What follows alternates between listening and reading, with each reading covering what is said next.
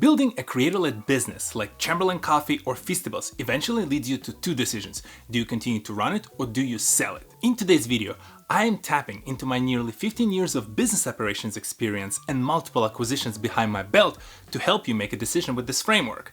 Do you run it or sell it? Here's my framework on how you should manage this decision. It is a Venn diagram because the two decisions share the common goals of building a predictable business with a responsible growth, both of which I'll define in a second. First though, let's focus on the sell side because this is where those big checks are made. If you're building a creator-led business with the plans to sell it, you need to ensure that it is predictable, there's no crazy volatility in the revenue, and the future owner of this business can predict with a certain degree of confidence how much money they will make every month. Ensure the business is grown in the responsible way. You did not make questionable deals, delayed bills, or front-loaded a ton of revenue.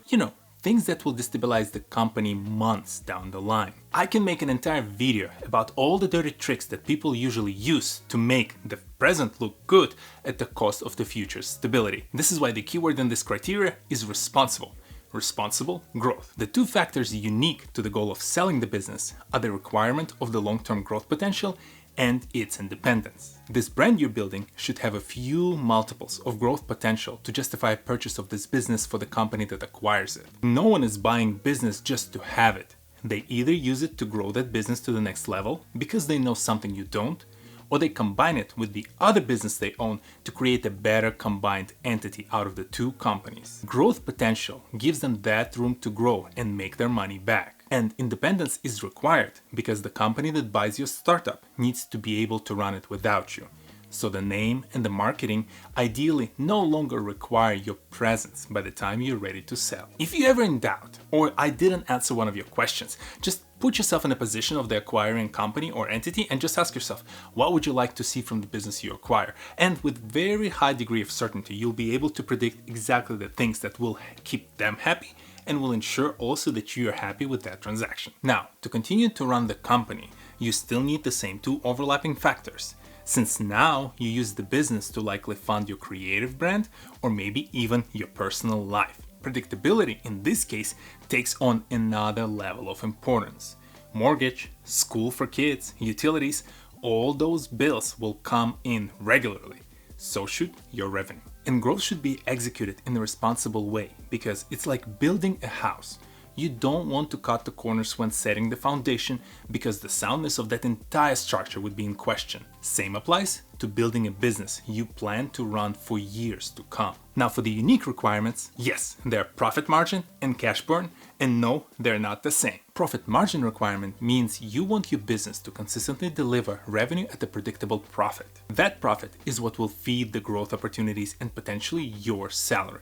This is usually a somewhat abstract number, depending on how well you can associate the expenses with a single dollar of revenue generated. Cash burn is the ultimate number. How many dollars you spend every month to run that entire business. The lower you keep that number, the more sustainable this business will become. In the event of economic downturn, product delivery issues, or sales issues, low cash burn will ensure you can support that entire infrastructure off of the savings of the company's cash or even your own personal savings. In either case, you will be able to buy yourself and your team time to figure out what to do next. The key difference between these two terms is that it's okay to have zero profit margin from time to time, but you certainly never want to have an out-of-control cash burn because it will risk the entire business and maybe even your personal creative brand. Since you plan to run this business long term, you need to ensure that these four factors are kind of like in a nice balance, maybe slight tilt here and there depending on the time and the situation, but ultimately they're always balancing each other out. After all, you want to be able to predict what's going to happen to this business 2, 3, 5 years from now. Leverage my creative persona framework to decide on the right path for you and revisit it from time to time to ensure you're still moving in the right direction. And if you have a partner or some key employee at your company, always ensure that they're aware of your long-term plans. You never want to have that disconnect because they might be building towards a growth where you're building towards the sale. And as you saw from these factors, those can be slightly different goals. And it especially will save you a lot of frustration from planning lives, if especially you have hires who are key to your company and they're planning their life around the company that you're about to sell. If you're still debating about all of this, reach out. I love brainstorming on these topics. Hopefully this framework is helpful. I have a lot of other frameworks on the channel that will help you decide on your commercial strategy for your creative brand and your business. And if anything, I'll see you next Saturday. Peace.